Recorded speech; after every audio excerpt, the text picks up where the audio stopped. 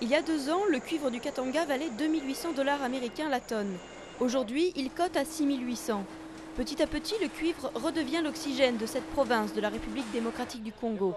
Et le pays investit désormais dans des usines de traitement beaucoup plus performantes. On atteint de plus en plus la phase de finalisation de la construction des usines. Ouais, donc nous tendons vers un produit à meilleure valeur ajoutée. Une renaissance après l'année 2008 qui avait vu les cours du cuivre s'effondrer, victime à la fois de la crise financière et de l'interventionnisme de l'État congolais. Un double choc pour les 83 entreprises minières de la province. La moitié d'entre elles, la majorité chinoise, avaient plié bagage en 24 heures. Les survivantes avaient réduit leurs effectifs, laissant des milliers de salariés sans emploi. L'État avait opté pour pouvoir relever leur niveau de production.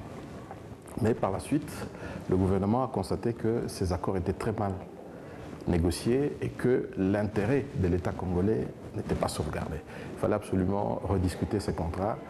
Pourquoi? Parce que ces contrats étaient, pour la plupart, discutés à une période où l'État était en difficulté.